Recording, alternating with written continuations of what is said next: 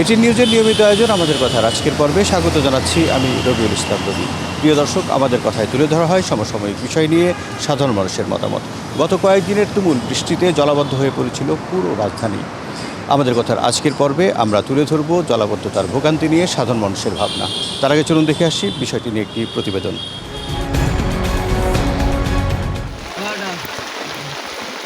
গত শনিবার থেকে টানা ভারী বৃষ্টিতে কক্সবাজার জেলার অন্তত ৫০% নতুন করে প্লাবিত হয়েছে। দুর্গত এলাকায় সংকট দেখা দিয়েছে বিশুদ্ধ পানি, খাবার ও ওষুধের। এখনও পানিবন্দী জেলার অন্তত ৫ লাখ মানুষ। এক সপ্তাহেরও বেশি সময় ধরে ভারী বৃষ্টি, পাহাড় ধস ও বানের পানিতে ভেসে গিয়ে কক্সবাজার জেলায় মৃতের সংখ্যা দাঁড়িয়েছে ৩২ জনে। বৃষ্টিপাত কমে আসায় বান্দরবানের বন্যা পরিস্থিতির আরও উন্নতির দিকে। তবে সাঙ্গু, মাতামুহুরী নদীর পানি এখনও বিপদসীমার কাছাকাছি প্রবাহিত হচ্ছে। বান্দরবানের সাথে চট্টগ্রাম কক্সবাজারের সড়ক যোগাযোগ স্বাভাবিক হয়েছে। তবে থানচি, রুমা ও রোয়াংছড়ি উপজেলার সাথে সড়ক যোগাযোগ এখনও বিচ্ছিন্ন। এখনও আশ্রয় কেন্দ্রগুলোতে কয়েক হাজার মানুষ অবস্থান করছেন।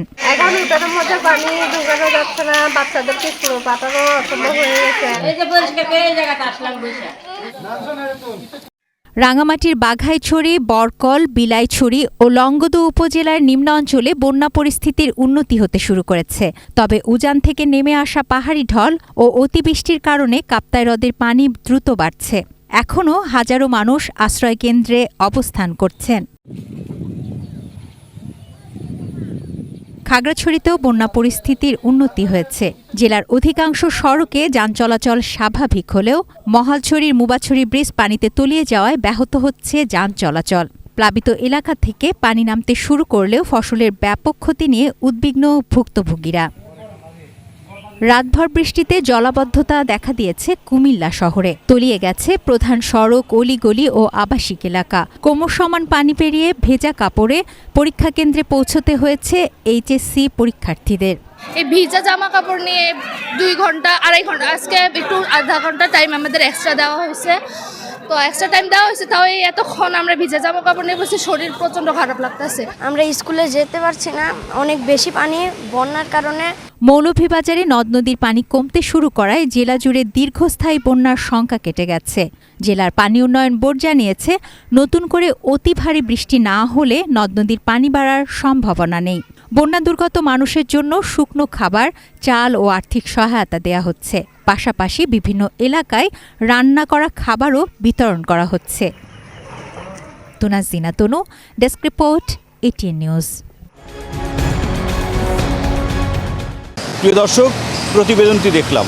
এবার চলুন দেখে আসি সাধারণ মানুষের মতামত। জলাবদ্ধতা আসলে দূরীকরণ একটি সুদূর প্রসারী একটি প্ল্যানের বিষয় আমার কাছে মনে হয়। তো এটি মানে পানি যাতে দ্রুত নেমে যেতে পারে, এই ব্যবস্থাটা আসলে দীর্ঘমেয়াদী একটি পরিকল্পনার অংশ হিসেবে করা উচিত। আর এইরকম বৃষ্টি আসলে অনেক দিন, যারা পুরনো লোক তারা বলেছে যে বিগত 15-16 বছরে নাকি এরকম বৃষ্টি হয়নি এক নাগারে। তো এই জন্যই হয়তো জলাবদ্ধতার সৃষ্টি হয়েছে। তো এই অভিজ্ঞতা থেকে আমাদেরকে আসলে ভবিষ্যতে যাতে জলাবদ্ধতা না হয়, ড্রেনেজ ব্যবস্থাটা ঠিক করা উচিত বলে আমি মনে করি। দীর্ঘমেয়াদী পরিকল্পনা নিতে হবে। এটা তো অনেক বছর থেকে বৃষ্টি এরকম সমস্যা হয়। এখন প্রয়োজন হলে উন্নত দেশের সাহায্য নিতে হবে যে কীভাবে এটা ট্যাকল দেওয়া যায়। বৃষ্টি এই দেশে হবেই, এটা সেই আমরা ছোটোবেলা থেকে দেখছি বৃষ্টি হতেছে, এরকম সমস্যা হইতেছে। এটা প্রত্যেক বছরে হবে। সরকারের এইটার যে পয় নিষ্কাশনের যে ব্যবস্থাটা, ড্রেনেজ যে ব্যবস্থার সিস্টেমের যে উন্নতি, সেটা খুবই করা জরুরি। কারণ হচ্ছে দেখা যাচ্ছে যে অফিসগামী লোকজন বলেন বা স্কুলগামী ছাত্রছাত্রী বলেন, সবারই কিন্তু এটার একটা ভোগান্তিতে পড়তে হয়। তো যদি ডে বাই ডে আমরা এটাকে ইমপ্রুভ করতে না পারি, তাহলে কিন্তু ভোগান্তি আরও বাড়বে। কারণ সামনে হচ্ছে আরও বৃষ্টি হওয়ার সম্ভাবনা আমি আবহাওয়াবিদরা আমাদের জানিয়েছেন। তো আমার মনে হয় যে সরকারের এটা আসলে ড্রেনেজ যে ব্যবস্থা আছে, যাতে পানি আসলে খুব দ্রুতই নেমে যায়, সেদিকে আসলে ব্যবস্থা করা উচিত বলে আমার মনে হয়। ভোগান্তিটা মোটামুটি খুবই ভালো হয়েছে। ভোগান্তিটা খুবই, পানি রাস্তায় 1 কোমর পর্যন্ত পানি হয়েছে।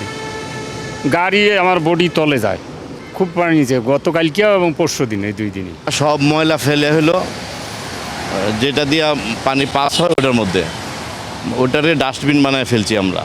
এই কারণে এটা হলো 1 নাম্বার কারণ। মানুষ যদি সবাই আমরা সচেতন হই, ময়লাটা নির্দিষ্ট জায়গায় ফেলি, তাইলে অনেকটা মানে কমে আসতে পারে।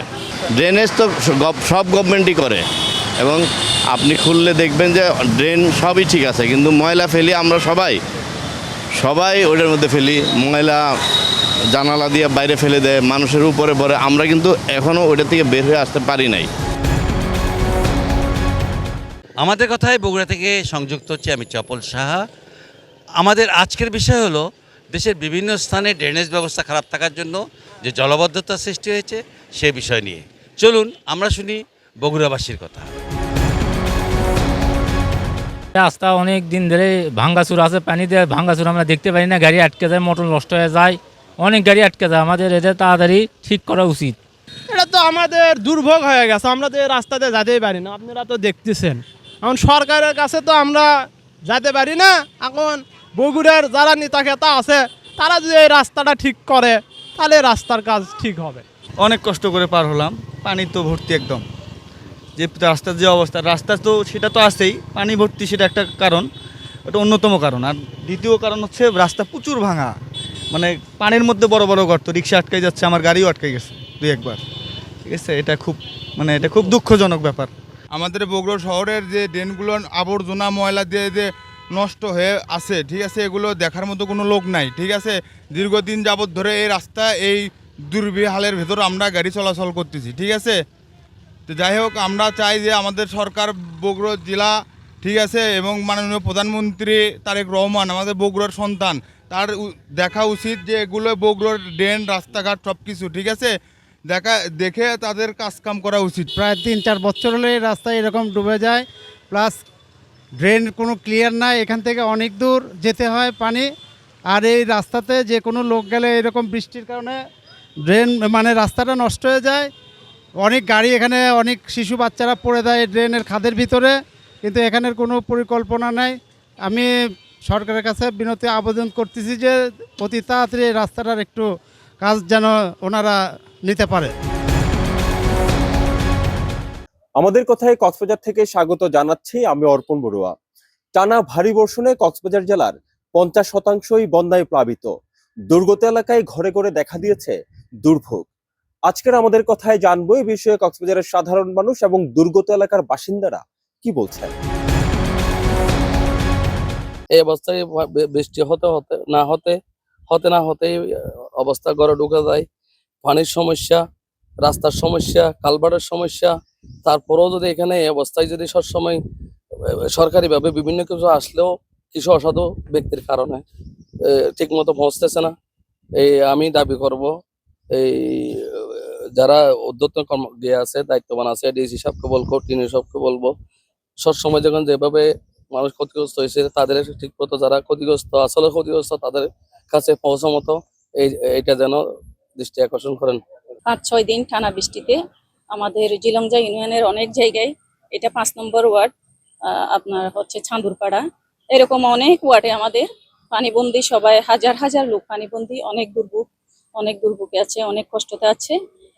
তো সবাই যদি আপনারা একটু সহযোগিতা করেন, গণমাধ্যম কর্মীরা, আর যদি সমাজের বিদ্যমান যারা আছে সবাই যদি একটু সুদৃষ্টিতে দেখে গরিব মানুষের পাশে থাকে, তাহলে জিনিসটা খুবই ভালো হবে। এই ধরনের জলবদ্ধতার কারণ যদি রোধ করা না যায়, বিশেষ করে পাহাড় কাটা এবং নালা নর্দমা এবং যথাযথ পানি নিষ্কাশনের ব্যবস্থা যদি করা না হয়, তাহলে এই ধরনের ক্ষতিগুলো প্রতি বছর করতে থাকবে এবং এই ধরনের নিউজ এবং সংবাদ প্রতিবর্ত হবে, কিন্তু কোনো কাজের কাজ কি হবে না। আমি মনে করি এই ধরনের জরুরি পদক্ষেপ সেটা হলো যে ক্ষতিগ্রস্ত এবং ক্ষতি কেন হচ্ছে এটার জন্য নিরূপণ করা হয়, এবং নিরূপণ করে এটার জন্য যথাযথ সমাধান যদি না হয়, তাহলে এই বন্যা, এটা প্রাকৃতিক দুর্যোগ এবং মানব সৃষ্ট দুর্যোগ, দুটা মিলে কিন্তু মানুষের জানমালের ক্ষতি হবে এবং এই ক্ষতি রোধ করা কখনো সম্ভব হবে না। এই ছিল আমাদের কথার আজকের আয়োজন। আমি রবিউল ইসলাম রবি ছিলাম আপনাদের সঙ্গে। আবার দেখা হবে নতুন কোনো বিষয় নিয়ে, নতুন কোনো পর্বে। সেই পর্যন্ত সবাই ভালো থাকুন, সুস্থ থাকুন, সঙ্গে থাকুন এটিএন নিউজের।